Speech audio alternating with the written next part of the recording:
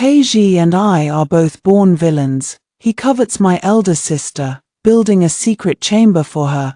I have a secret crush on his cousin, sending him wine laced with medicine. Yet, we lay down together. The moonlight was at its brightest. The maid was applying my makeup. In the mirror, the girl had dark hair and red lips, with slightly upturned eyes and a straight, perky nose. A white jade orchid hairpin adorns the side of her temple. She is a beauty. Cheongji pushes the door open and enters. Dismissing the surrounding maids, princess, minister drank the prepared wine and suddenly suffered a severe headache, so I helped him to rest in the guest room.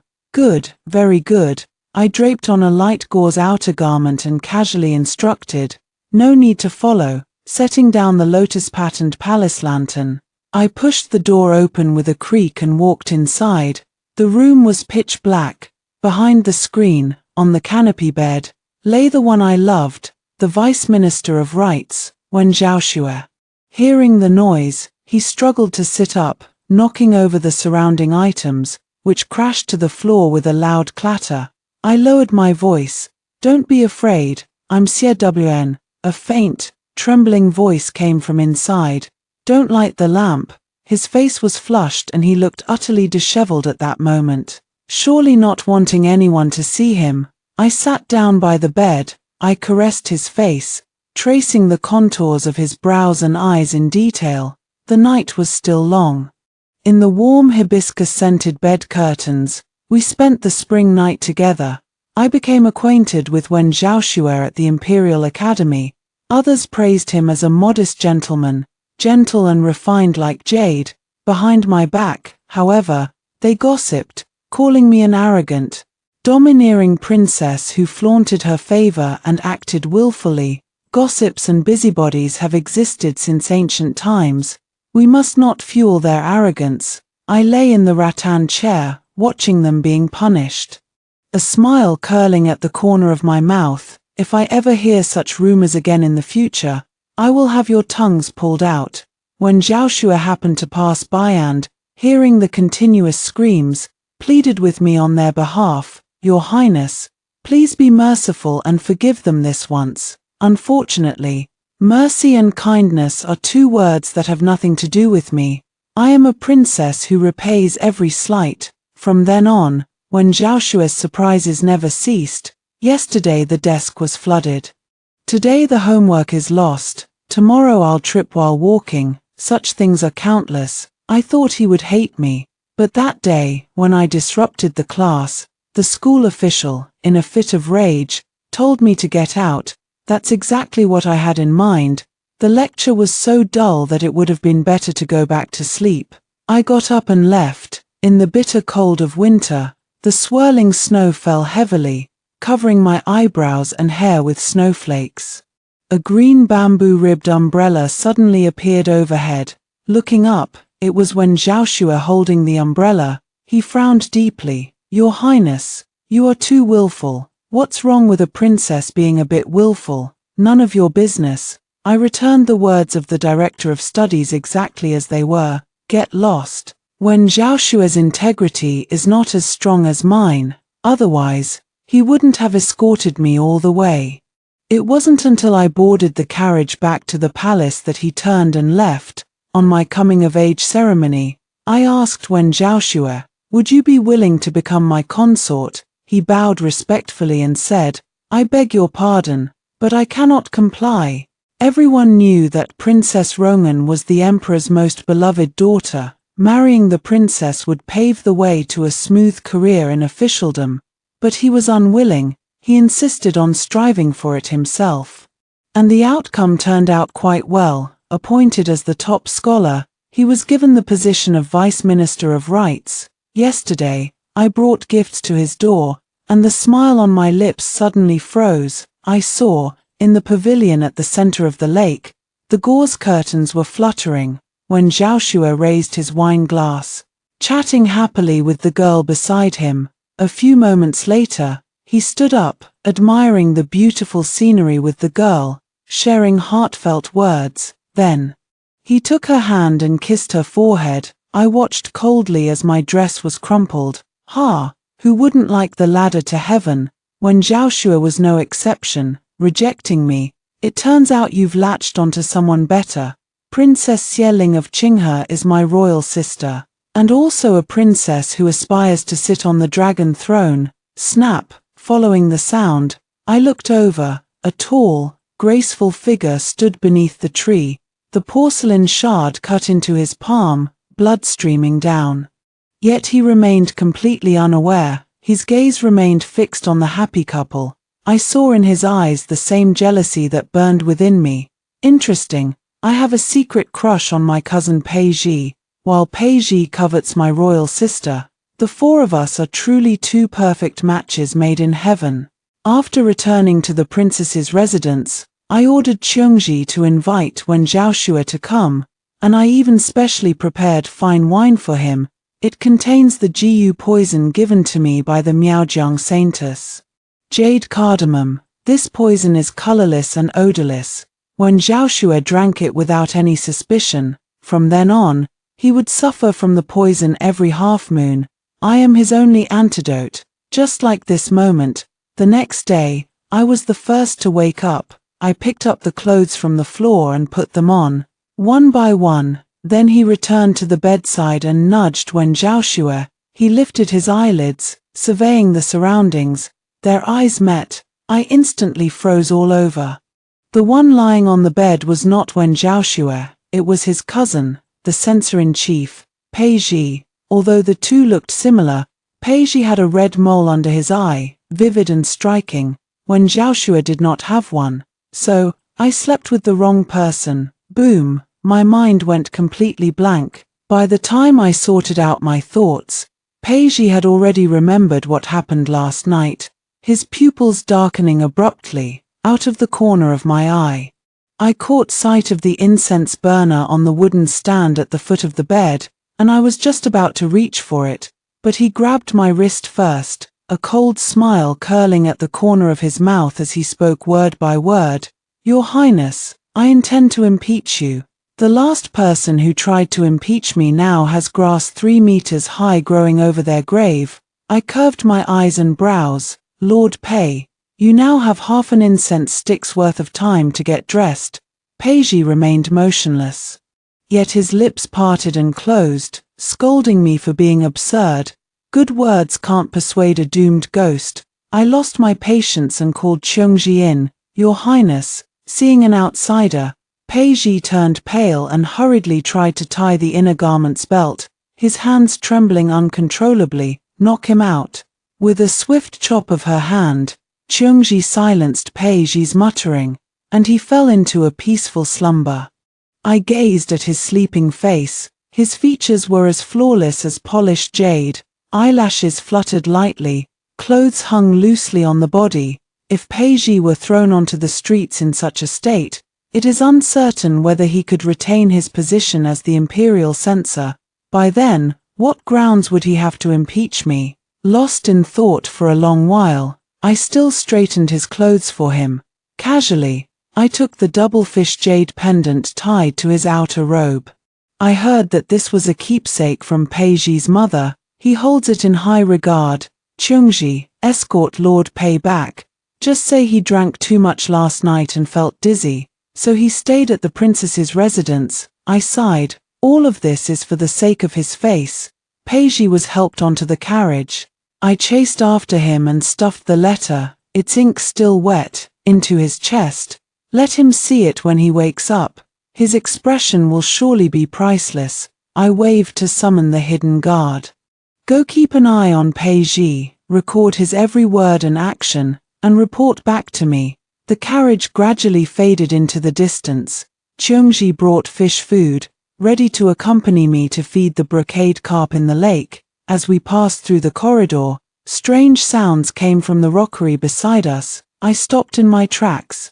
Who dares to be so brazen as to engage in such acts in broad daylight at the princess's residence? Qiongji understood immediately and turned to drag 2 people out. As it happened, I knew them both. The man is a trusted advisor to the imperial brother, and the woman is the personal maid of the imperial sister. The maid's hair was disheveled, and she knelt down with a thud. I beg your highness to stand up for this humble servant. The first princess ordered me to deliver a message. But on the way, I encountered this scoundrel who pulled and tugged at me, insisting I go drink with him. The aide grabbed her fair wrist. I am the crown prince's aide. Inviting you for a drink is an honor. How dare you refuse? Wouldn't that be disrespectful to the crown prince? Croak, croak, croak. It made me very irritable. I pointed at the man. His lust is too strong. I fear he cannot focus on serving the emperor. Cheongji, go and castrate him. Consider it a way to ease the emperor's worries. Yes. Cheongji drew her dagger and swiftly brought it down. The advisor screamed in agony, struggling to crawl away. The bloodstains meandered. I pointed at the woman again. What she says, I probably won't want to hear. Throw her out. Xie Yunlian was furious and wanted to settle accounts with me. Rongan, you knew full well he was useful to me, yet you took half his life. Do you still have any regard for me as your elder brother? A group of koi fish gathered at my feet, fighting for food. I retorted coldly. Does he even see me as a princess in his eyes? Who gave him the audacity to commit murder in the princess's residence? Moreover, the person he dragged away was someone close to Xieling. Isn't that just handing her a handle on a silver platter? Xie Yunlian couldn't argue with me and stormed off in a huff. Before leaving, he gave me a meaningful glance. If my mother were still alive, you wouldn't dare act this way. But she had long been dead and gone. I was the one who personally closed the coffin lid. After this commotion, I felt somewhat displeased. Cheongji whispered softly. The jewelry studio has released many new pieces of jewelry. Would your highness be interested in taking a look? I did indeed have that intention. The shopkeeper recommended new products to me, and among them was a tourmaline peony and insect hairpin, which was extremely beautiful. Cheongji helped me insert it into my hair. As I was admiring myself in the mirror, a whoosh sound came as a cold arrow shot over. Cheongji reacted quickly and pushed me aside. The arrowhead grazed my cheek and embedded itself in the wall. The crowd erupted into chaos. The hidden guards surged forward, forming a human wall. Protect the princess. In broad daylight, within the imperial city, someone actually wants to kill me. How audacious. The assassin was quickly captured. But before I could interrogate him, he bit his tongue and took his own life. The hidden guard removed his veil. Cheongji recognized him. This man was precisely the guard by Peiji's side. They had just met early in the morning. The night was gloomy, with a storm brewing. I stormed into Peiji's residence. A servant tried to stop me, but I kicked him aside. Peiji's bedroom was empty. I clapped my hands, and the hidden guards I had sent earlier leaped down from the roof. Your Highness, Lord Pei has gone to the secret chamber. A secret chamber must hold something that cannot see the light of day. I was filled with excitement. The hidden guard led the way. Activating the mechanism behind the bookshelf, the wall opened. Cheongji used a fire starter for illumination. The interior of the secret chamber was fully visible. After seeing clearly, Cheongji abruptly lowered her head, and the hidden guard instantly closed his eyes. I was also stunned, coming to my senses. I had them guard outside the door, not allowing anyone to enter. Under the dim, flickering firelight, Peiji, with his clothes half undone, knelt before a portrait of a beautiful woman. His face was frighteningly red.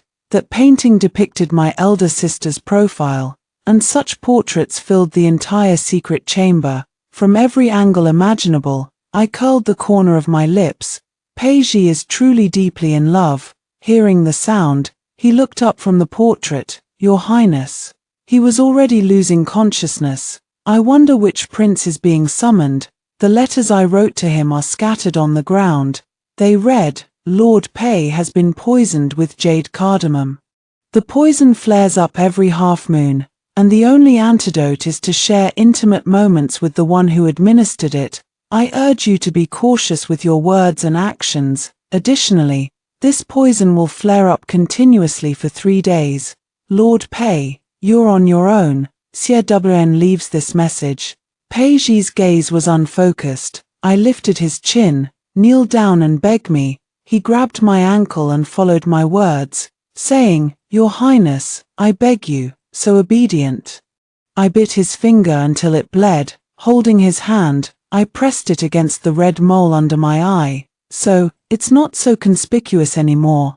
I stayed at Peiji's residence for 2 days. When he saw me off, his expression was grim. Dressed in white attire, he could be considered a dignified gentleman. Gentle and refined as jade, I leaned close to his ear, and he instinctively turned his head away. The golden chains in Lord Pei's secret chamber are truly exquisite. They must have taken a lot of effort, right? Are you prepared for Xieling? If I were to tell her, given her temperament, would she kill you? His face instantly turned pale, but I won't say a word, because I can't wait for him to win over Xieling's heart. That way, when Zhaoxue will be mine, before stepping onto the carriage, I took a double-fish jade pendant from Cheongji. Slowly, I fastened it to myself. Peiji's gaze lingered at my waist, clenching his fists. He gritted his teeth and called me Your Highness, in front of everyone. He dared not come to snatch it. I blinked innocently. Lord Pei, I look forward to our next meeting. In a few days, it will be time for the autumn hunt. Civil and military officials will accompany the procession. Peiji and Wen Zhaoxue are among them. In the golden autumn of October, the royal hunt begins. Xieling called me over. Saying she wanted to catch up, I reluctantly lifted the tent flap. A startled gasp came from inside. Xieling separated from her male companion, twirling a strand of hair around her finger. I sat down beside her. I plan to ask father to arrange a marriage for me, she said casually. My heart tightened.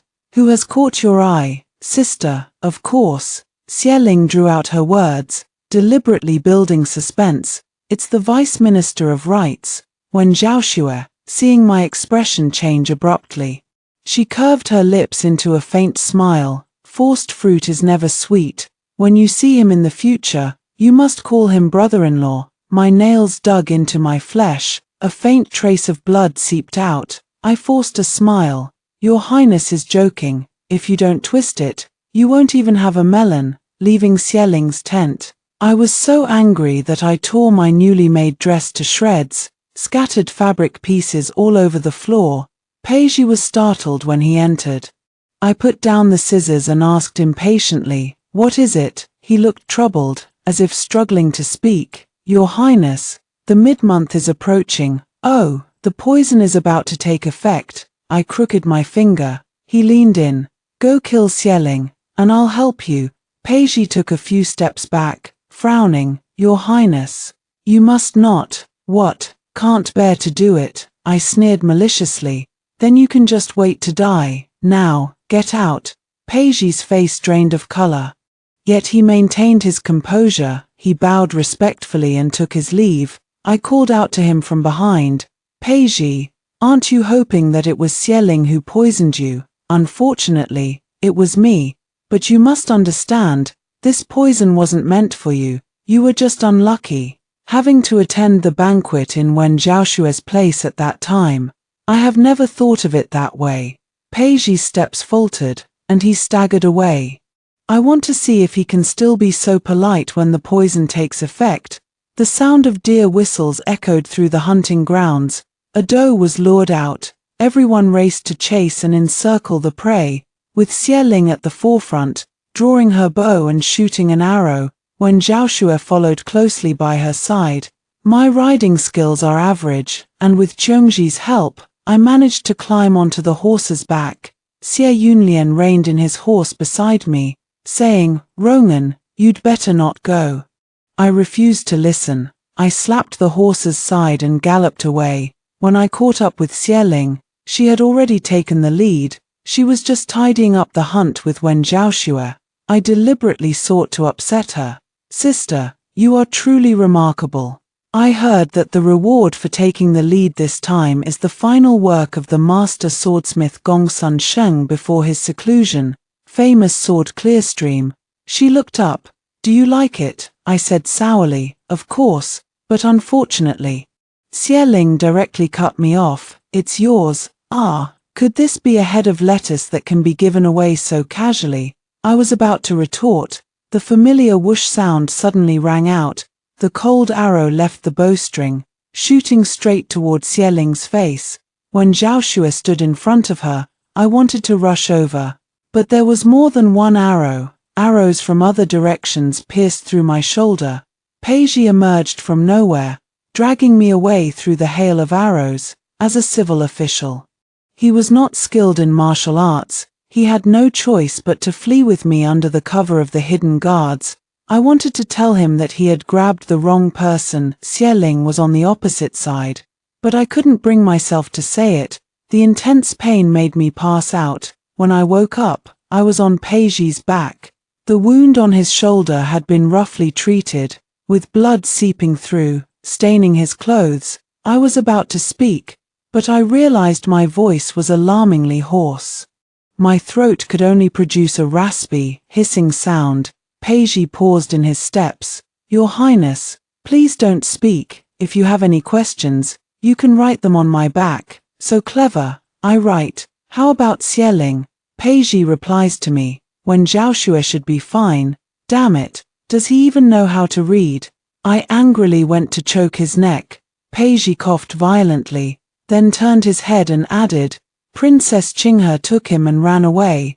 Only then was I satisfied, out of the corner of my eye. I noticed his flushed face and rapid breathing. Could it be that he was also hit by an arrow? Peiji soon gave me the answer. He set me down, panting heavily, and said, Your Highness, I can't walk any further. The poison of the jade cardamom is about to take effect. Please, Your Highness, crawl a bit farther away on your own. There happened to be a cave nearby. I kicked him and said, Carry me over there. I took off my belt and covered Peiji's eyes. I kissed him, actually. I met Peiji earlier than when Zhao Xue. At that time, he entered the palace with his mother. I pretended to be a palace maid and offered him some pastries. Yet, he maintained a haughty and aloof demeanor. No matter what I say, he never replies. Instead, he is quite familiar with Xie Ling and even gave her a beautiful bamboo dragonfly. I broke it. He holds a grudge against me. But I don't care. When Xie Ling came looking for me, her face turned from black to purple, and then from purple to black.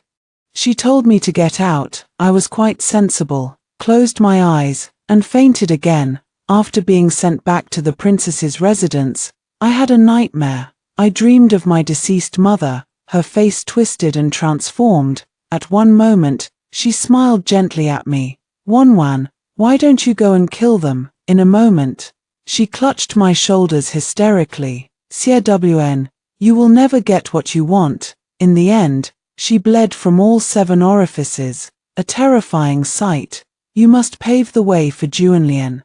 Do you understand? I began to scream. Qiongji rushed over and pressed my hand. Princess, it's all over now. I sat up abruptly, clutching my chest. My back was drenched in cold sweat.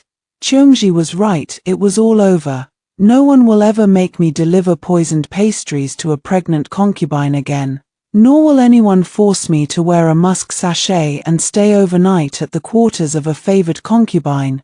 Due to an infected wound, I suffered from recurring high fevers. In my delirious state, I saw a figure in white standing by the window. I probed. When Zhao Xue, he turned around. The red mole under his eye was conspicuous. He smiled bitterly.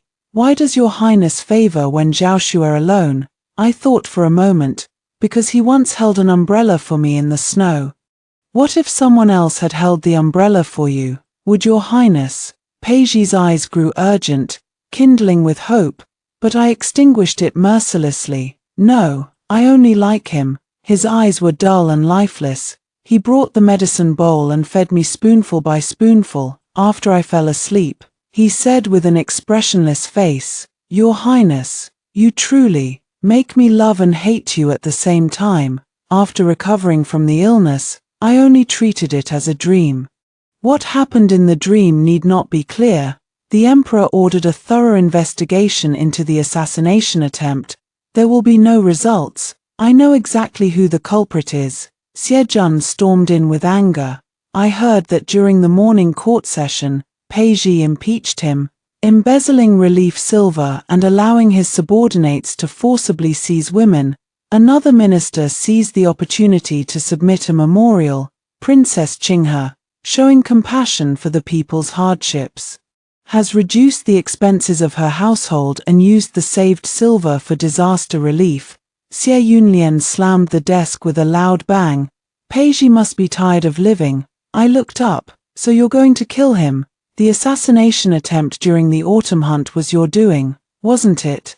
You wanted to kill two birds with one stone, eliminating Xie Ling and Pei Ji. And last time, when I was attacked on the street, you also wanted to frame Pei Ji, didn't you? Xie Junlian's expression darkened. I'm not here to discuss this with you. I came to find you because I need your help with something. I want you to marry General Shu. My eyebrows twitched. If I remember correctly, this General Shu already has a wife. As a princess, am I to be a co-wife or a concubine?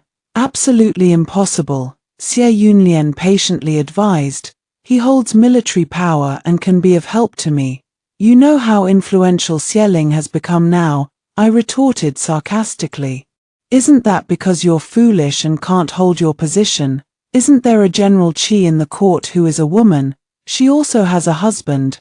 Why don't you marry into her family? Xie Yunlian and I parted on bad terms, but I never expected that he was truly as foolish as a pig, and he ended up causing a catastrophic disaster. I was almost implicated. Rumors began to circulate in the court that the emperor intended to depose the crown prince, coupled with the emperor's serious illness. Various speculations arose. Xie Yunlian could no longer sit still and gathered his followers to plot a rebellion.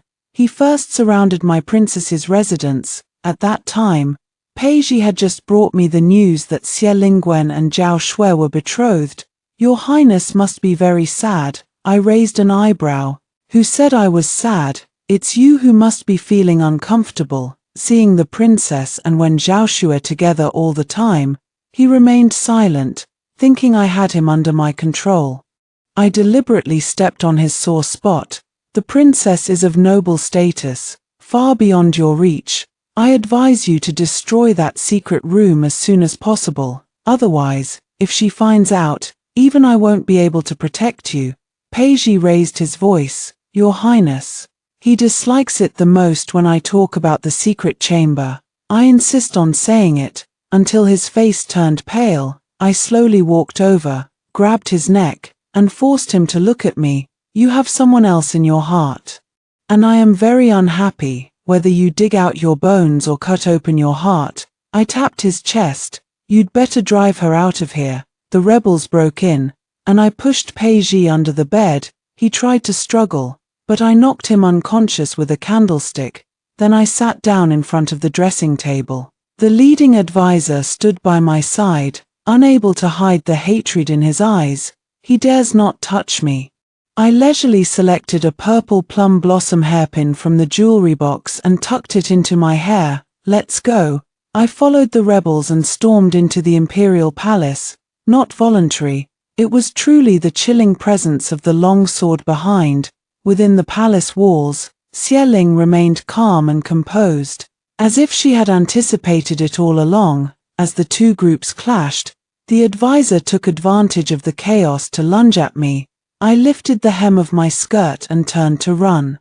Out of the corner of my eye, I saw the maid I had earlier thrown out of the mansion thrust her sword through his chest.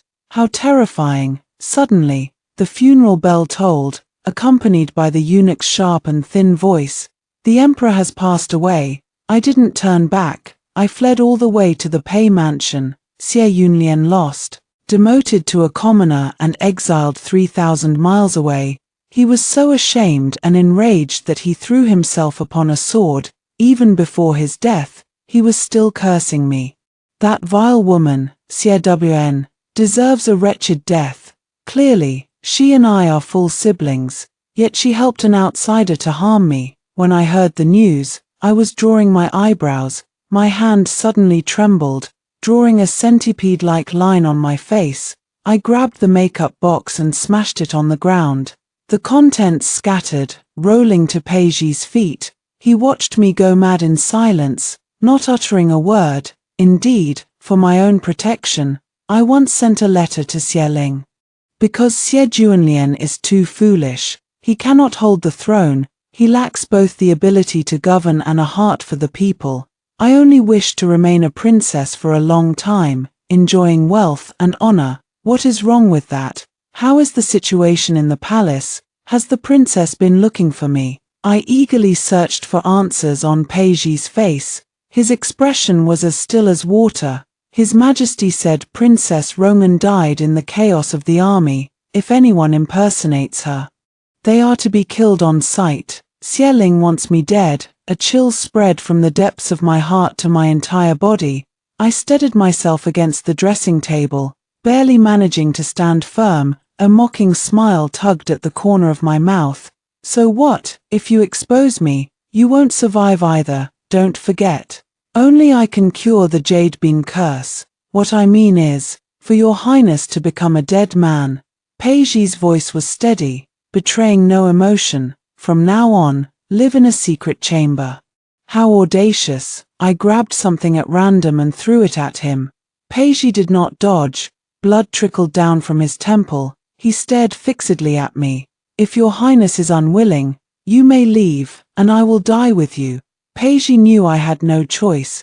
Because I am afraid of death, I moved into the secret room. Paige added many things, all of the best quality. The portrait was also stored in a wooden box. I wanted to set it on fire, but Paige wouldn't allow it. He grabbed my wrist. His face flushed with anger. Your Highness, this is my property. How interesting. Not even using your servant anymore. I lay on the white jade couch. Lord Pei, keeping a beauty hidden away in a golden house. Aren't you afraid your beloved will find out? Suddenly, his breathing grew rapid. Your Highness, today is the middle of the month. The jade cardamom has flared up again. He bent down. He touched the hem of my skirt. I tilted my head to look at him. He's really good at acting. Blood splattered. It was I who pulled the silver hairpin from my hair and plunged it into his shoulder. Are you awake now? Paige's face was as pale as frost, as if he were enduring excruciating pain. He grasped my hand, not letting me pull away. With difficulty, I began to speak. What does your Highness mean by this? I leaned closer to his face.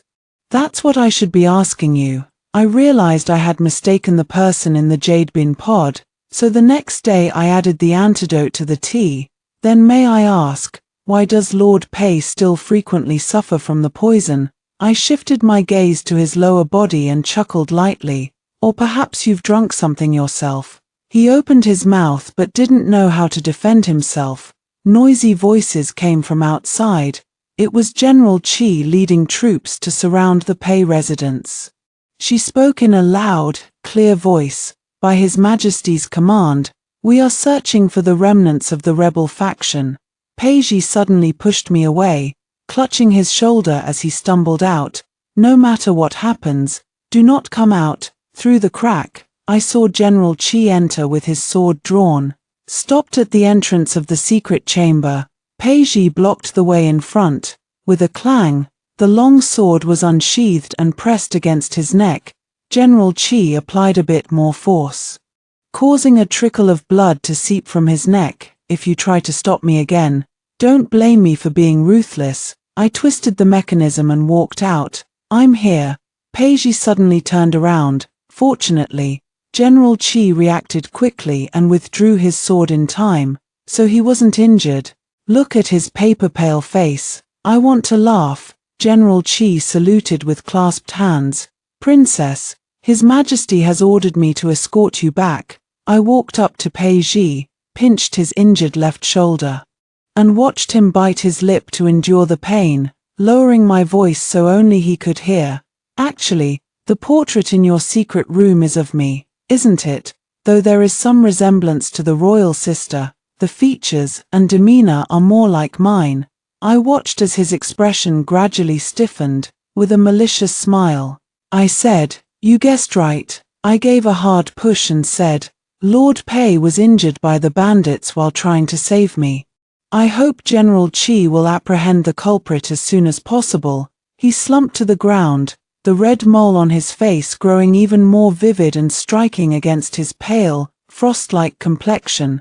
Xieling was reviewing memorials and only looked up from the desk when she saw me enter. She pressed her fingers to her temple. "You're here. Did you enjoy the show you put on with Pei Ji?" A faint smile touched the corner of my lips as I played with the sleeve band wrapped around my hand. Nodding slightly, she spoke slowly. "I intend to take Wen Zhaoxue as my consort. He has willingly entered the palace, and the court will not lack him as a mere official. Ronan, please don't blame me. I cannot give him to you." I gave her a puzzled look. I didn't say I wanted it either. Peiji is just fine. Why would I collect two identical people? As the curtain of rain descended from the horizon, I stepped out of the hall of diligent governance. From afar, I saw Peiji standing under the corridor, holding a green bamboo-handled umbrella. He whispered softly, "Your Highness, it's raining." This scene feels strangely familiar. After returning to the princess's residence, I happily lay on the couch, drinking wine to celebrate. That fool Xie Yunlian will never be able to boss me around again. Peiji pushed the door open and came in, frowning at the sight of my drunken state. He snatched the wine cup away. "Your Highness, drinking harms the body."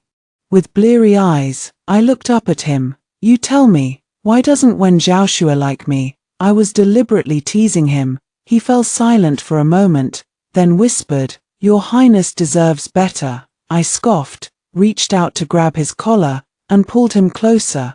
"Better? Are you talking about yourself?" Peiji's breath hitched, a dark undercurrent swirling in his eyes. "I dare not, liar." I released him and lazily leaned back on the soft couch. "The one who held the umbrella for me at the Imperial College that year was actually you, wasn't it? Only he would call me Your Highness. When Zhaoxue always just calls me Princess." Peiji's throat moved slightly as he let out an I smiled, reaching out to stroke his face. "Peiji, you're truly pitiful." Peiji leaned down, his breath warm against my ear.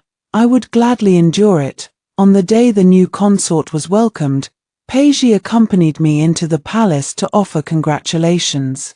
Midway, he disappeared without a trace. Coincidentally, when Zhaoxue invited me to the Imperial Garden, saying there was an important matter to discuss, when I arrived, I happened to witness. Peiji thrust the dagger into Wen Zhaoxue's abdomen. He stood there in a daze, at a loss, still gripping the hilt tightly. The palace attendants around gasped in shock, but I silenced them. "Lord Pei," I called softly, "aren't you going to flee?" He snapped back to reality and released his grip. Wen Zhaoxue, losing support, staggered backward and fell to the ground. Blood stained his robes. He gave a bitter smile, which tugged at his wounds, and suddenly coughed up blood. "Princess, please don't blame Peiji. He was just acting on impulse." When Zhaoxue was carried away, Xieling was furious, and the order to capture Peiji was passed down through the ranks. Inside the imperial city, his portraits are plastered everywhere. If not for my arrangements, he wouldn't even be able to leave the palace gates. In the middle of the night, a torrential downpour began. Half asleep, I heard a knock sound. Opening my eyes, I saw Peiji completely drenched, his hair plastered to his face. He stood before my bed. In an instant, I thought it was a demon come to claim my life. He slowly parted his lips. "Your Highness, do you blame me?" His lips were pale. "Is that all you came to ask?" I laughed in anger. "Do you know that the crown princess wants to kill you? How dare you come openly to my princess manor?" The implication was clear. Do not drag me into this. Not just for that. His Adam's apple bobbed, a hint of anticipation in his voice, but also to ask Your Highness one question. If I am no longer the imperial censor, burdened with a crime, would Your Highness be willing to take me in? How laughable. Does he expect me to build a secret chamber for him as well? It's not entirely out of the question. I walked to the dressing table and took out the brown pill from the jade bottle. Eat this, and I can keep you safe. Peiji reached out to take it, but I dodged his hand. I pressed my finger to his lips. Open your mouth. Seeing him so obedient, I can't help but curl the corners of my lips, my fingers stroking his mouth. Even if it's poison, you'd still take it. He kneels on the ground, his expression dark and inscrutable. Does your highness wish for my death? Of course, I don't want to. This poppy flower was specially made by the saintess for Peiji at my request. After taking it, he will be under my control. If he dares to betray me, he will surely meet a gruesome end. When Zhaoxue has stopped breathing, killed by Xieling, inside the grand hall, she sits in the high seat, her fingers lightly tapping the evidence on the table. Rongen, this is why I cannot hand Wen Zhaoxue over to you. I casually flipped through the pages, and my eyes suddenly widened. These are all pieces of evidence that when Zhaoxue colluded with others in an attempt to overthrow the imperial power, Peiji entered from outside the hall and said in a deep voice, "Your Majesty, the remnants of the Wen faction have been completely eradicated. I find it even more strange, upon second thought. I roughly understand the situation. Peiji must be acting with Xieling to lure out the traitor." Suddenly, he knelt down and pleaded, "I have long admired Princess Rongen, and I hope your Majesty will grant me this favor." Xieling looked at me with a smile. "Rongen, what do you think? It could be manageable." I nodded. The wedding date was set for the 15th day of the first lunar month. On that day, the princess's mansion was decorated with lanterns and colorful streamers. The formalities were completed. I entered the bridal chamber with Peiji. He lifted the corner of his lips. "Does your highness know what wedding gift I have prepared?" I looked up in confusion. I saw him take out an exquisitely woven bamboo dragonfly from his pocket. That one from back then was meant to be delivered by His Majesty. I curved my eyes into a smile. I understand. The gauze curtain was lowered. The red candle flickered, casting a warm, spring-like glow throughout the room. Youth side story. I have never gotten along with Xieling since we were young. My mother said that although she has the face of a guanyin, she actually has the heart of a snake and a scorpion. At a young age, she already knew how to harm others. I frowned because I was even younger than her. And I also knew how to harm others. It was my mother who personally taught me. But I dare not argue, because if my mother hears it, she will go mad. Another person in the harem is pregnant, this time.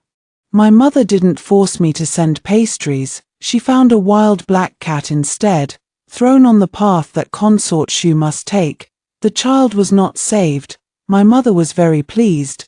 No one can stand in my son's way. Later, perhaps she found it too troublesome to be dealing with miscarriages all day. He used a method that would solve the problem once and for all. She drugged the emperor. All the concubines in the harem could no longer become pregnant. The emperor only had the three of us as children. The position of the crown prince will undoubtedly belong to my elder brother. You can't wrap fire in paper. On the day the truth came to light, my mother set a fire in the palace. My elder brother had been sent away by her in advance. The flames soared into the sky, and she gripped my shoulders, her expression wild with madness. "Cwn, you must pave the way for your royal brother. Do you understand?" I nodded, judging by her demeanor. If I didn't agree, she would surely drag me to my death with her. She finally let go of me. I desperately ran outside. Behind me came the sound of the roof beam collapsing. My mother seemed to be trapped, groaning in pain. I didn't turn back. It was also that day when I met Peiji. He was exceptionally handsome. When I fell, he even came to help me up. I lied and claimed to be Xieling's maid. I often meet with him. However, it's always me talking, and him listening. I thought that was just his personality. Not fond of speaking, until I caught him giving a bamboo dragonfly to Xieling. It had to be Xieling, my arch-nemesis. Furious, I snatched the bamboo dragonfly, snapped it in two, and stormed off. Xieling chased after me. Wanwan, you can't do this. I gave her a push. None of your business. It was also during that autumn hunt that Xieling saved me. I had originally been following Xie Juanlian, but he found me a nuisance and ditched me halfway. I encountered a wild boar. When knocked down, a sharp arrow pierced through the clouds. It shot through the body of the wild boar. Xieling sat on the horse, radiant and captivating. She reached out her hand to me. I think, Xieling doesn't seem as bad as my mother said. It's only a semblance. As we grew a bit older, we went to study at the Imperial Academy. I met Wen Zhaoxue. He is gentle and polite. He is very close with Xieling. Most importantly, he has a face identical to Pei Zhi's. That's really interesting. I tease him every day. After Xieling came to warn me, I became even more unrestrained, saying that I had fallen for her childhood sweetheart. Not long after, Chongju suffered a drought, and the relief funds were embezzled layer by layer, leaving little for the refugees. People kept coming to the capital to appeal to the emperor. However, most of them died quietly without even entering the city gates. A censor in the court reported the situation. The last pair of emaciated mother and daughter stood before my father. That day, he summoned all three of us to show us what refugees looked like. The mother and daughter carried a heavy, unpleasant odor, and their hair was matted into clumps. Startled, Xie Yunlian took several steps back, covering his nose. The little girl's cheeks were sunken, but her eyes were frighteningly bright. She was drawn to Xie Yunlian. She reached out, trying to grab his robe. Xieling intercepted her, holding her in his arms to soothe her. I saw her gaze lingering on the pastries on the table, so I handed her the entire plate. She looked up innocently and asked, "Can I take these back to share with Hu and Xiao Tian?" The atmosphere was unusually oppressive. I don't like this feeling. After returning, Xie Yunlian bathed for a long time. The hall was also filled with strong incense, and he impatiently said to me, "What are these lowly commoners doing here?" "I've been tainted by their foul smell," I replied softly. "Their life-saving money was embezzled," Xie Yunlian cursed. "Is this little money worth making a fuss over?" I shook my head. Without money, they would die. Later, Xieling and Xie Yunlian became rivals in the imperial court. Everyone said she wanted to emulate the founding empress. The emperor tacitly consented, watching them fight. Later, Xie Yunlian widely recruited advisors, and a highly capable death row inmate was sent to the Eastern Palace. It is said that the man wiped out an entire family of a pharmacist, with only the daughter who was out gathering herbs surviving, to eliminate all future troubles. Xie Yunlian wanted her dead. I made some arrangements and sent the dying girl to Xieling. The girl was skilled in both medicine and martial arts. She gradually became a capable assistant by Xieling's side. The moonlight slanted in through the carved wooden window as I sat at the desk, chin in hand, deep in thought. I was thinking, if Xieling Ruor ascends the throne, she would make a good emperor, wouldn't she? After hearing the first story above, what are your thoughts? Feel free to share your opinions in the comments section. Next, there is another similar story. Let's continue to see. The regent failed in his attempt to usurp the throne and was about to drink poison to end his life in his study.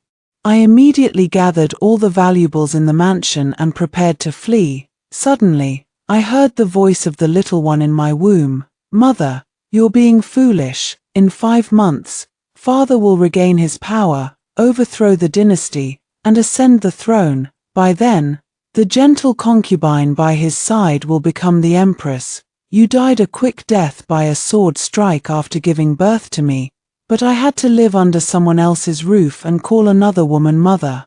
I was so frightened that I threw away the jewelry box and rushed back to the study. Xiao Jin was holding a poisoned cup, about to drink it in one gulp. I threw myself over and clung to his leg, tears streaming down like rain. "Husband, you must not drink that. You promised me a birthday gift last year, and you still haven't given it to me. If you die, who will I go to for it?" As soon as the words left my mouth, the little one in my belly cried out, "Oh no, mother. You've taken all the valuables from the manor. Are you trying to drive father to his death?" Xiao Jin's poisoned cup slipped from his hand. Startled by my outburst, he looked at me in disbelief, his voice hoarse and strained. "Why are you still here?" He thought I had already abandoned him, just like everyone else. The little one in my belly was still complaining wildly. How could mother be so greedy for money? She doesn't think about father at all. What's the use of having so much money? In the end, it only leads to family separation and ruin. Father just drank the poisoned wine, and Aunt WN is about to arrive. Sigh. I should think about how to please Aunt WN after I get out. Hearing this voice, my brow twitched heavily. The voice was choked with tears but resolute. "Husband, when we married, you promised to stay with me for a lifetime. Is our lifetime really this short? If you're gone, I won't linger in this world either. Let's go to the underworld together and be a pair of ghostly mandarin ducks." With that, I made a move to pick up the overturned cup from the floor. "Don't do anything foolish." Xiao Jin abruptly pushed my hand away, sweeping the broken cup aside. He held me tightly, burying his face in the crook of my neck. His voice muffled, "I'm already finished. Everyone says I'm a traitor and a rebel. But you're different. Nyan Nyan, you deserve a better fate." His voice gradually faded away. Suddenly, as if he had made some resolution, he released me and hurriedly said, "Wait a moment." Before turning and leaving the courtyard, I stood there in a daze, the faint dampness on the collar of my clothes making my heart tremble. A moment later, he returned, his front lapels neatly arranged, but when he turned sideways, the wall dust on his shoulder was still visible. He handed me an exquisite wooden box and gently opened it. Inside lay a radiant pearl necklace, each bead perfectly round and gleaming. "These are the latest South Sea pearls from Yuanfang Jewelry, a birthday gift for you. In the bottom layer of your jewelry box, there are also some jade pendants and thumb rings. If you ever find yourself in difficulty in the future, you can pawn them for some silver." My heart ached. Yuanfang Jewelry was the most renowned jewelry shop in the capital, affiliated with the royal family and always heavily guarded. In the past, obtaining anything was just a matter of a word. But now that his rebellion has failed and the whole world knows, the prince's mansion is surrounded as tightly as a barrel. At a time like this, trying to retrieve this string of South Sea pearls from Yuanfang's shop is as difficult as climbing to the heavens. Before he resolved to face death, he risked his life to go out, all to fulfill a promise and leave a way out for me. In the dim candlelight, I could still see the fresh wound on his temple. Yet he deliberately concealed it with stray strands of hair, afraid that I might notice. Seeing my silence, he hastily explained, "It wasn't stolen or taken by force. I used the jade pendant bestowed by the late emperor as collateral." Before he could finish speaking, I stood on tiptoe and kissed his lips. A fleeting touch, then I pulled away, gazing into his astonished eyes. I declared with unwavering resolve, "I don't care whether you're down on your luck or branded a traitor. From now on, I'll support you, I'll protect you." His eyes brimmed with emotion, gradually reddening at the rims. Before he could react, I took another object from my sleeve and pressed it into his hand. "This is to make up for your birthday gift this year." He looked down. In his palm lay a red lacquered rattle drum, its surface painted with a child holding a carp, a playful, innocent design.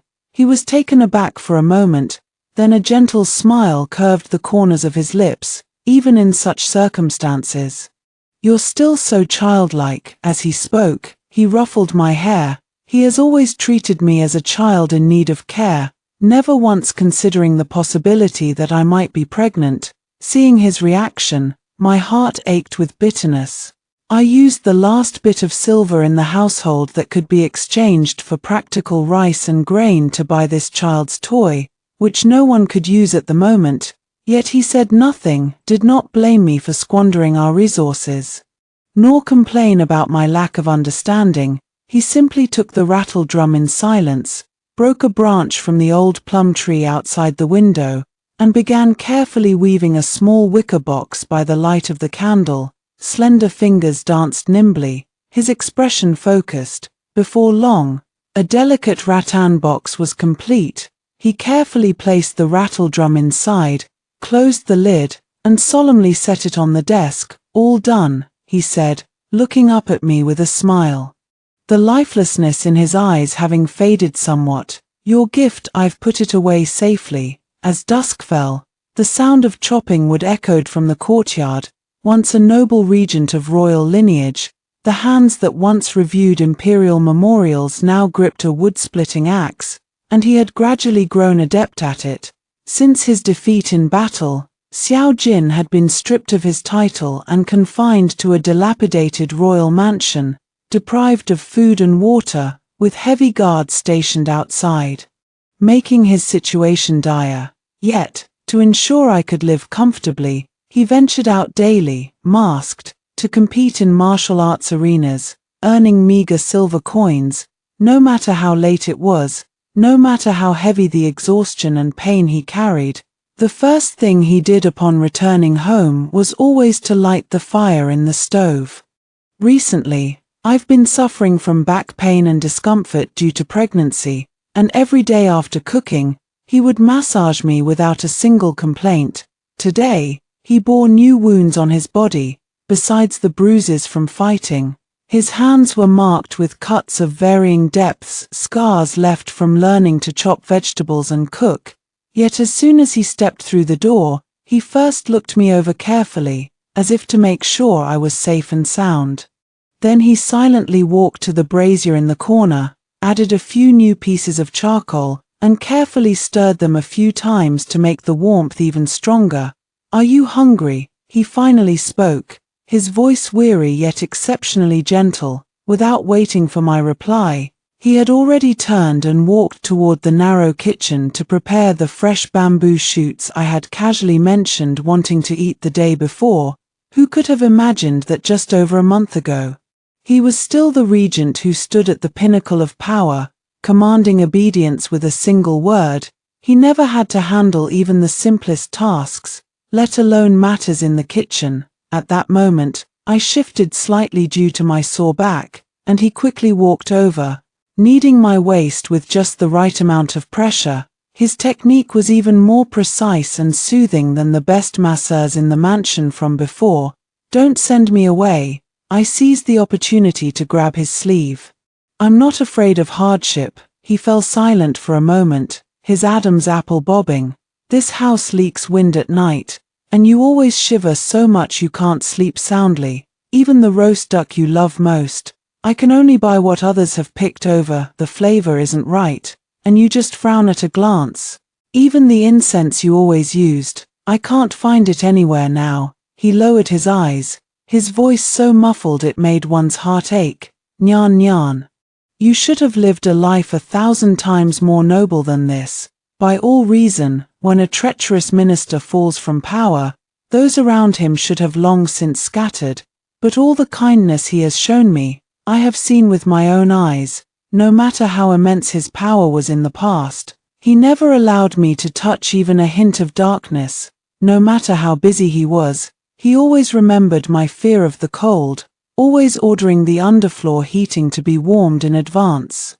Even on the day when the Imperial Guard surrounded the mansion, his first reaction was still to order his most trusted guard to take me away. I suddenly reached out, grabbed the collar of his robe, pulled him close, and gently kissed the wound at the corner of his mouth. The familiar scent on him made me feel at ease.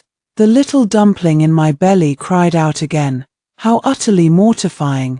How could mother be so bold? Father is so embarrassing too. He's a regent with power over the entire court, yet he blushes just from a kiss from mother. I said I would follow you for a lifetime. I pressed my forehead against his, my voice soft but resolute. If you live, I live. If you seek death, I will go down with you immediately. His eyes suddenly reddened. Tears threatening to spill, he almost frantically stood up. The fresh bamboo shoots will spoil if not handled soon. Watching his fleeing figure, I gently curved the corners of my lips.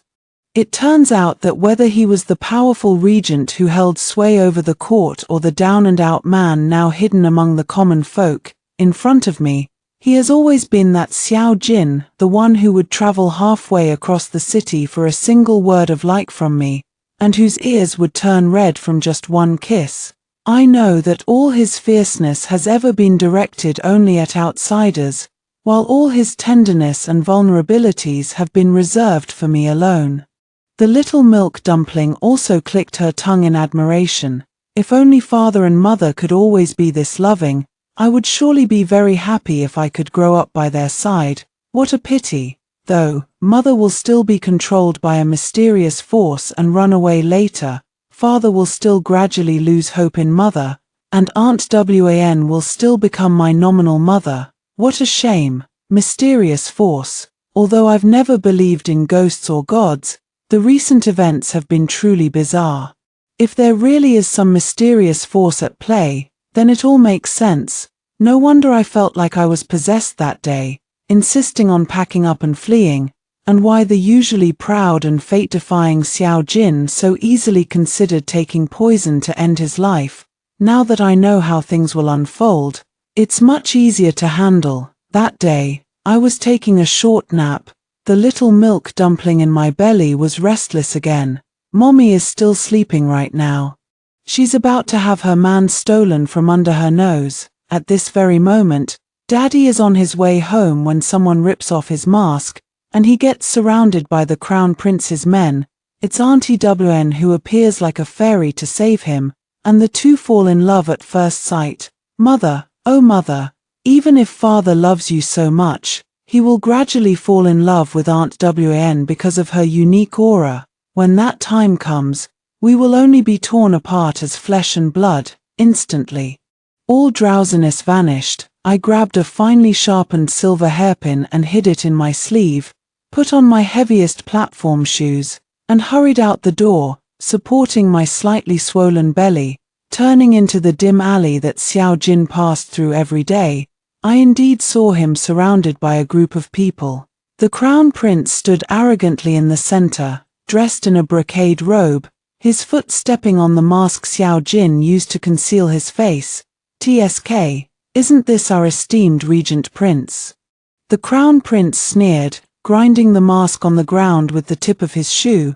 Now you have to hide your face and stoop to such lowly work just to make ends meet. Xiao Jin stood in silence, his back ramrod straight, only his tightly clenched fists betraying his humiliation.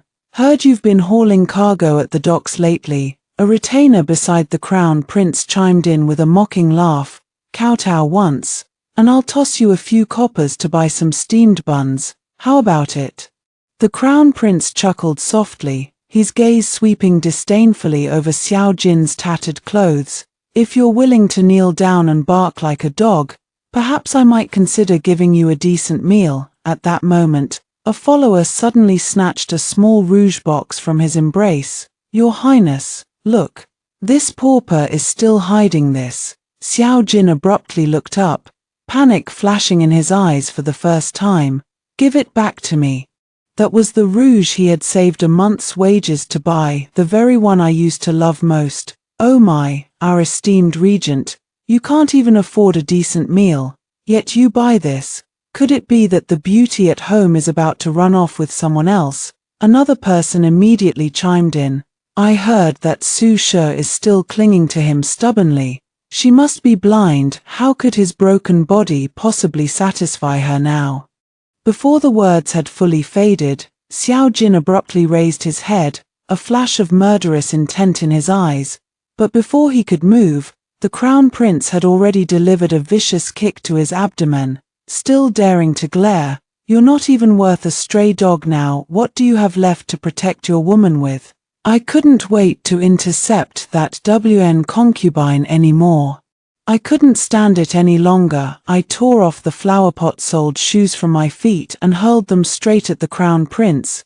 Since I wasn't restrained by any so-called mysterious force from saving someone, it means this isn't a dead end. I can still change the predetermined course. Your Highness the Crown Prince is truly imposing. I quickly stepped forward, pulling Xiao Jin behind me to shield him, suppressing my fear. Picking on those in distress to bully, is this the dignity of the Liang Kingdom? The shoe flew off course, hitting one of the Crown Prince's guards beside him. He grunted in pain. The Crown Prince picked up the shoe and, with a lewd gesture, brought it to his nose and sniffed, revealing an intoxicated expression. So fragrant, truly worthy of being Xiao Jin's woman, he leered as he approached me. Little beauty, why not follow me? I'll ensure you live in luxury.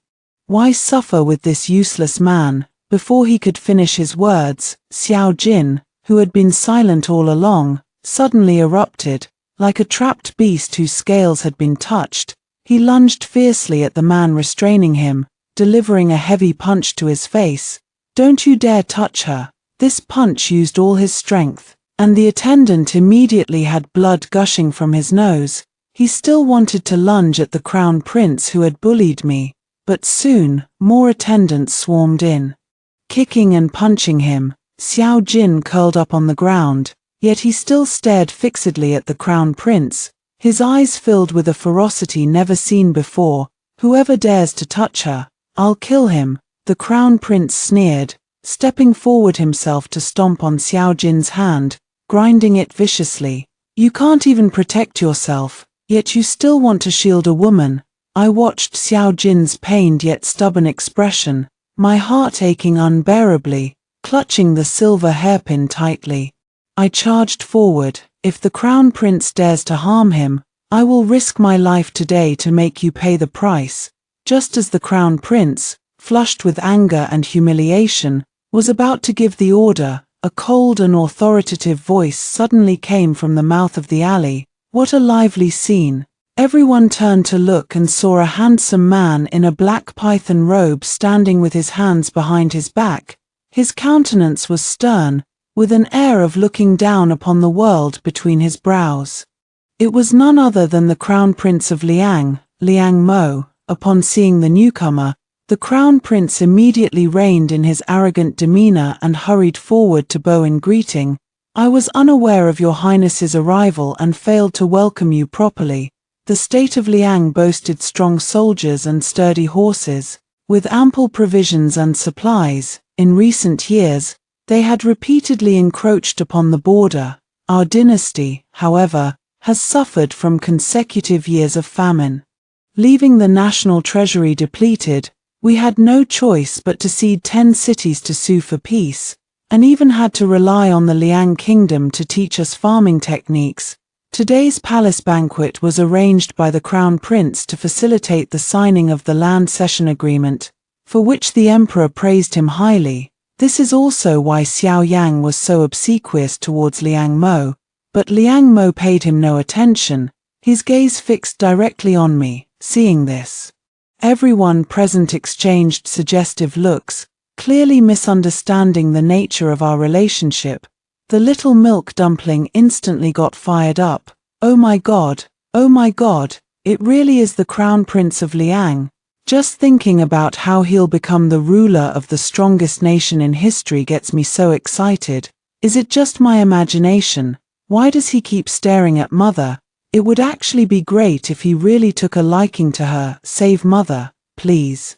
I don't want to lose my mother in childhood. My heart tightened, and taking advantage of everyone's distraction, I grabbed Xiao Jin's hand and turned to run. Though Xiao Jin was badly injured, he still matched my pace, and the two of us stumbled away from that place of trouble, back at the dilapidated royal residence. Xiao Jin asked nothing. He simply held me tightly, burying his face in the crook of my neck, his warm lips gently pressing against the top of my head. My mind is in turmoil.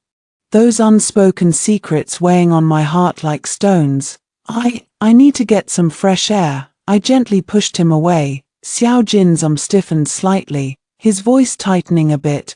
Do you want me to come with you? No need, I'll be back soon. With that, I turned to leave, But then I heard Xiao Jin softly ask from behind, "Will you come back?" I turned back, puzzled. "Of course I will. I'm just going out for some fresh air." I walked away quickly, not noticing the fleeting pain and unease in Xiao Jin's eyes.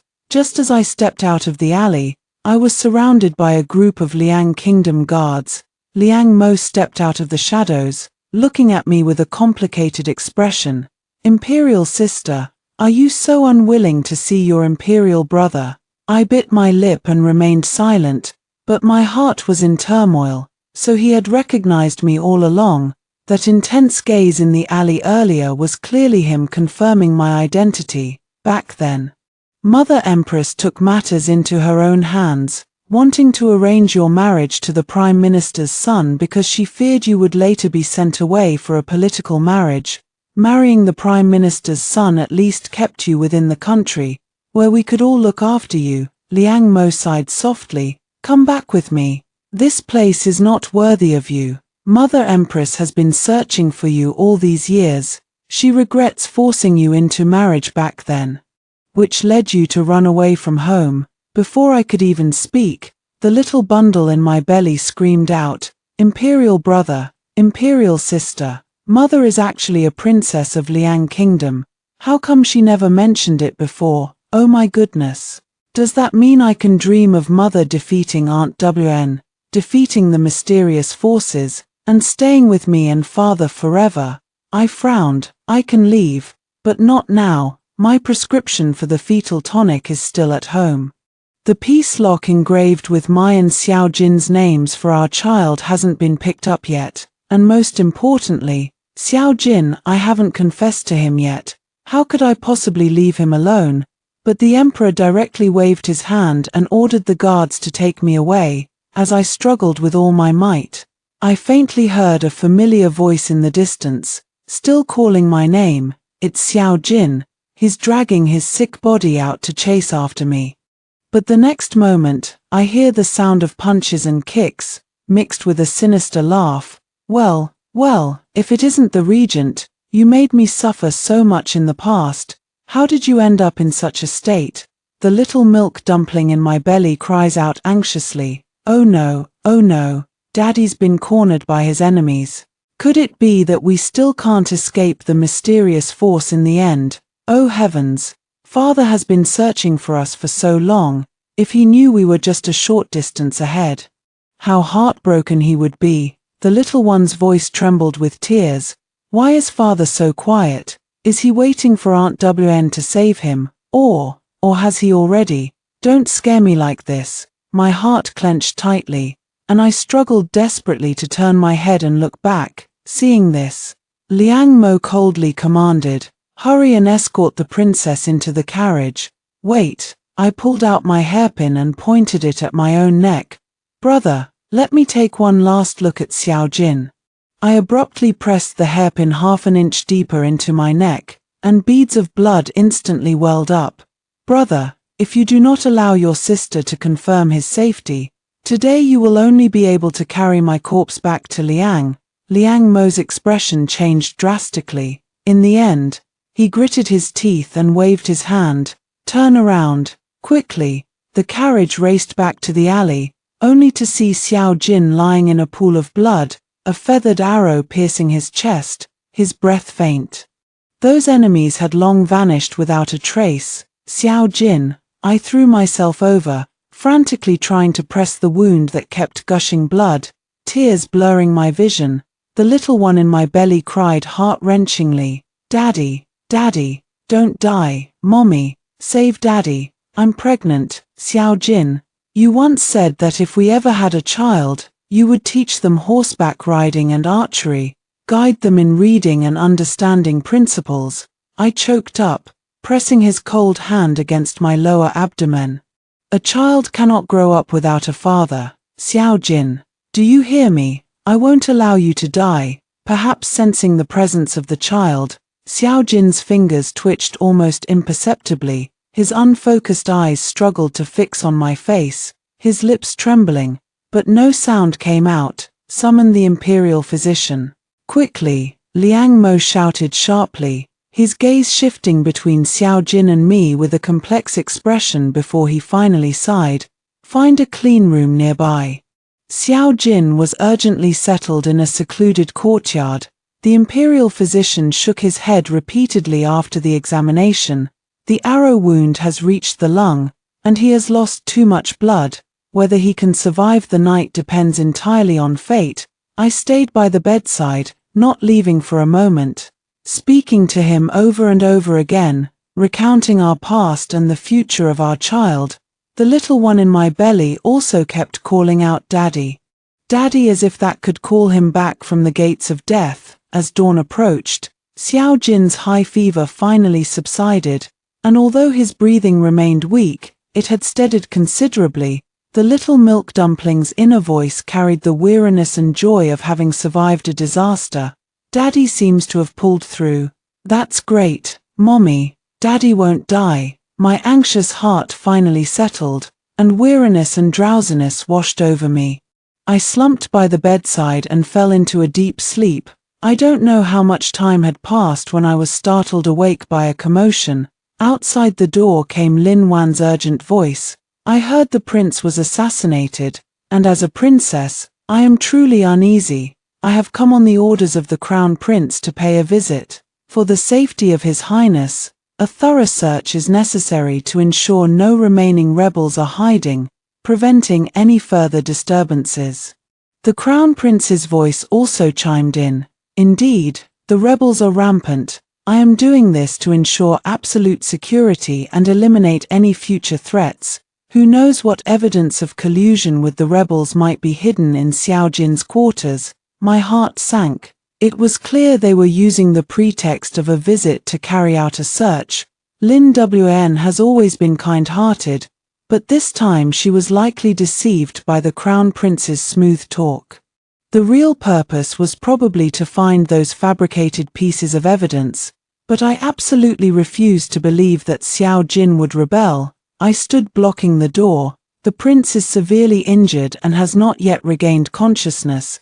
The imperial physician has instructed that he requires absolute peace and quiet, making it truly unsuitable for visitors. Moreover, everything here is simple and unadorned, with no valuable possessions, let alone anything improper.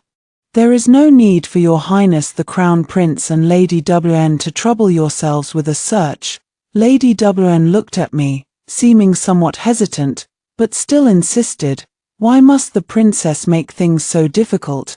His Highness the Crown Prince is only acting out of goodwill, ensuring safety and security so that the prince can rest and recover in peace. Isn't that right? If there is nothing to hide, why fear an inspection?" Crown Prince Xiao Yang grew even more impatient and directly ordered the guards to step forward. "I have no time to waste here. Search the place, especially letters and documents. Not a single one is to be overlooked. Who dares?" I spread my arms wide to block them, my heart filled with anxiety. My elder brother had long been sent away by me, and Xiao Jin was currently powerless to resist. If they were to find something fabricated or take advantage of the situation to harm him. Just as both sides were locked in a stalemate, a faint cough came from the bed. Xiao Jin had awakened.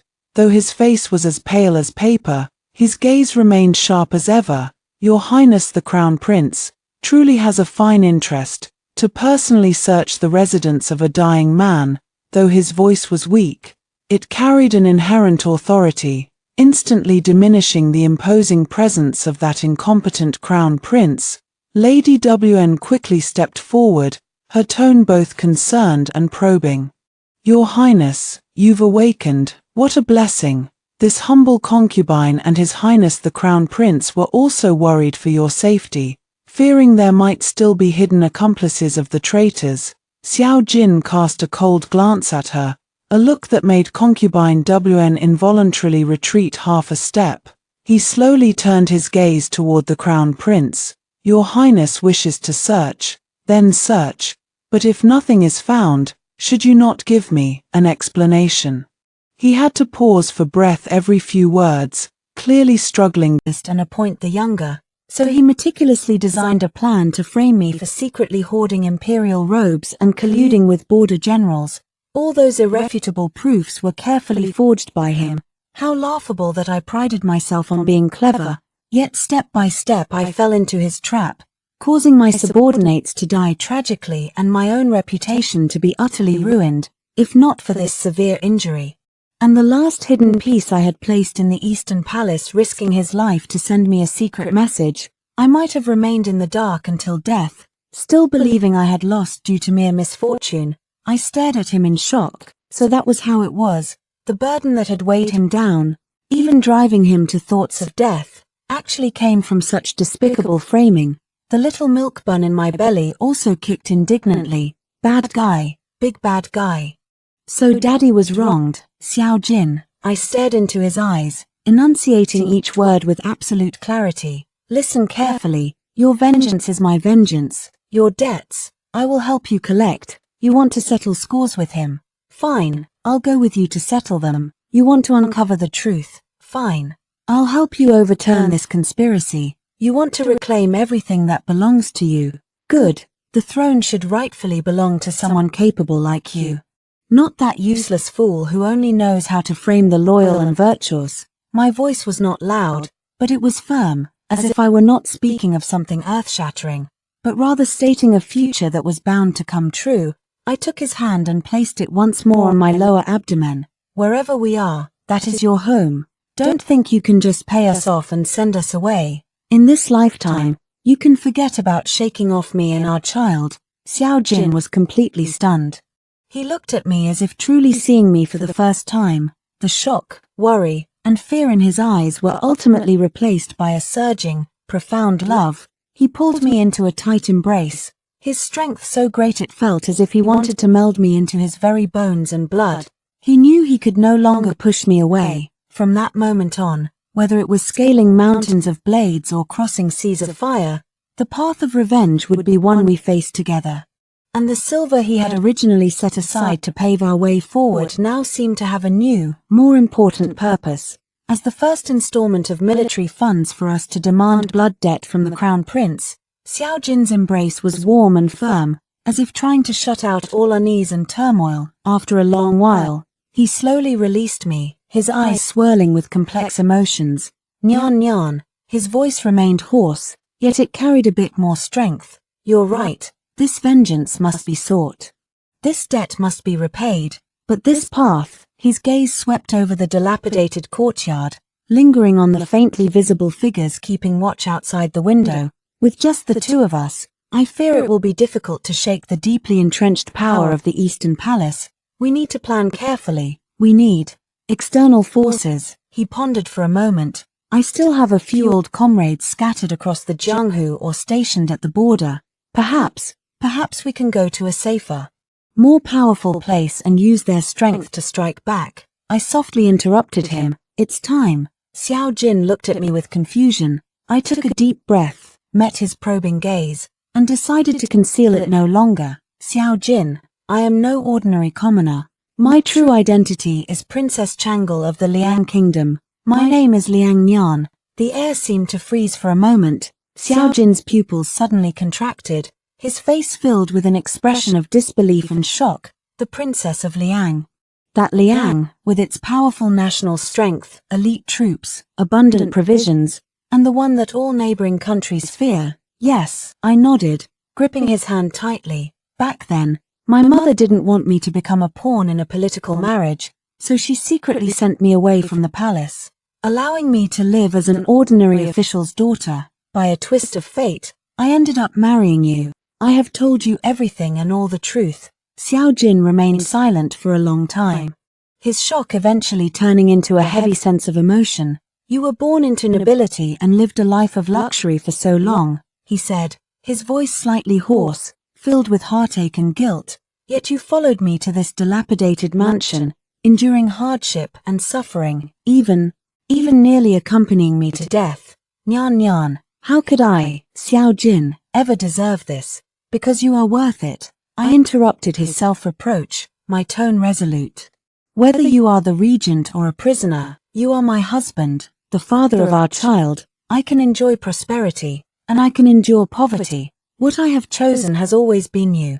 The little milk bun in my belly stirred gently, as if agreeing with my words.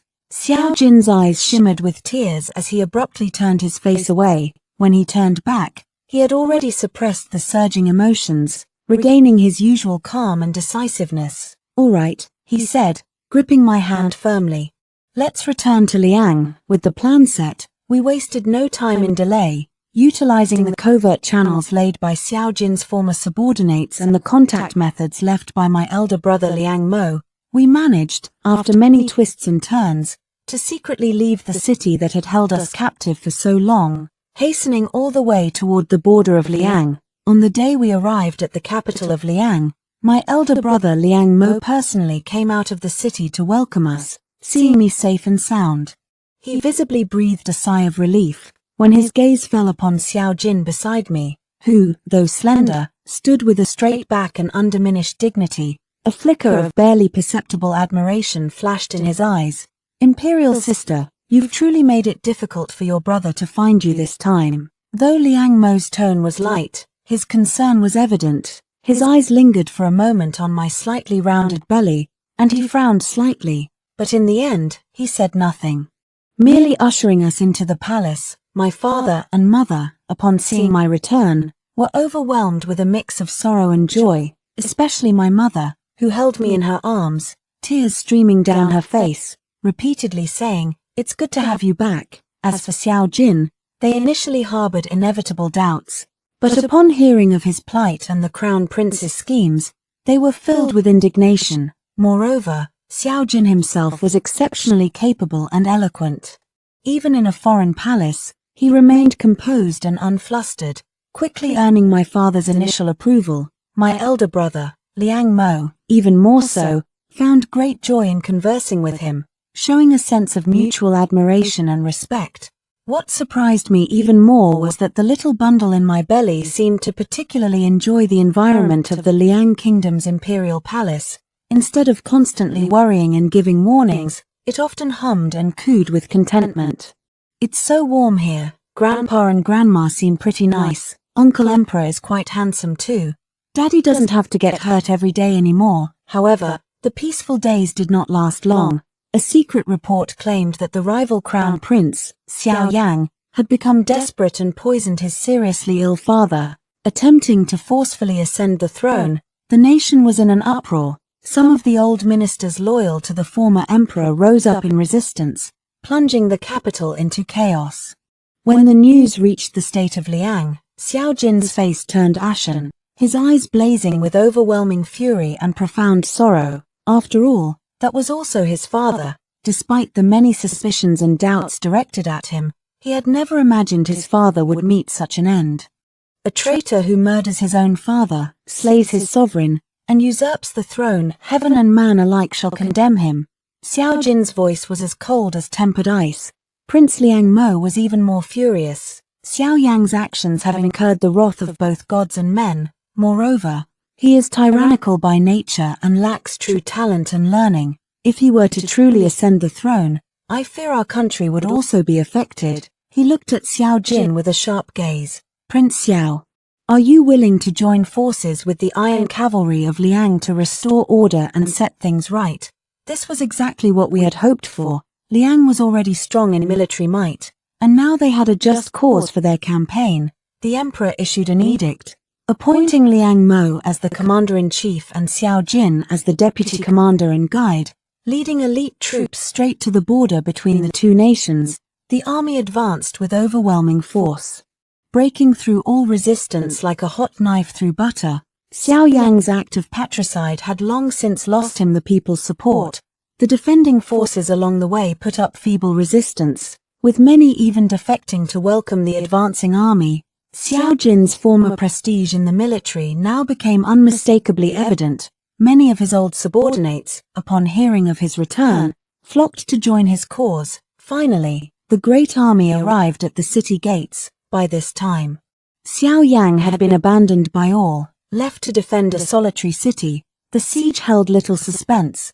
The Iron Cavalry of Liang was fierce and brave, and with Xiao Jin's steady command, They soon breached the imperial palace. In the Golden One Hall, Xiao Jin personally captured Xiao Yang, who had attempted to flee. Looking at this elder brother who had once framed him and now had murdered their father to usurp the throne, Xiao Jin's eyes held nothing but icy disdain. Xiao Yang, your sins end here. After the crown prince's death, the domestic situation began to stabilize. With everything in need of rebuilding, a nation cannot be without a ruler for even a day. With the support of the Liang Kingdom and the joint recommendation of all surviving royal clan members and civil and military officials, Xiao Jin, whose abilities were outstanding and who was the greatest contributor to restoring order, naturally ascended to the throne. After the coronation ceremony, the first thing Xiao Jin did was to stand in the Great Hall, disregarding the gazes of all, and proclaim to the world that I would be his empress. Without the empress's unwavering loyalty and risking her life to protect me, there would be no me today. This kingdom of mine shall be shared with the empress. His voice echoed through the great hall, his gaze firm and filled with deep affection. Months later, our child was born peacefully amidst an atmosphere of auspiciousness, a prince with a powerful cry. Xiao Jin held the wrinkled infant, so overwhelmed with emotion that he was at a loss, his cautious demeanor a far cry from the decisive and authoritative emperor who commanded the court. He named our child Xiao Cheng'an, symbolizing the continuation of a prosperous era and the peace and stability of the nation. The morning sunlight filled the palace as Xiao Jin cradled the babbling Cheng'an in one arm and tightly clasped my hand with the other, our fingers intertwined. Gazing at the peaceful scene outside the window and looking down at the precious child in his arms, we exchanged a smile, our eyes filled with the tranquility and happiness that had come after enduring countless trials. Those past conspiracies, sufferings, and separations have all become fleeting clouds in the end. The future is long. And we have each other, we have Cheng'an, and we have this shared land and sky that we protect together. After hearing the two stories above, what are your thoughts? Feel free to share your opinions in the comments section. Looking forward to hearing from you. If you like this story, don't forget to like it, share it, and subscribe to my channel. See you next time.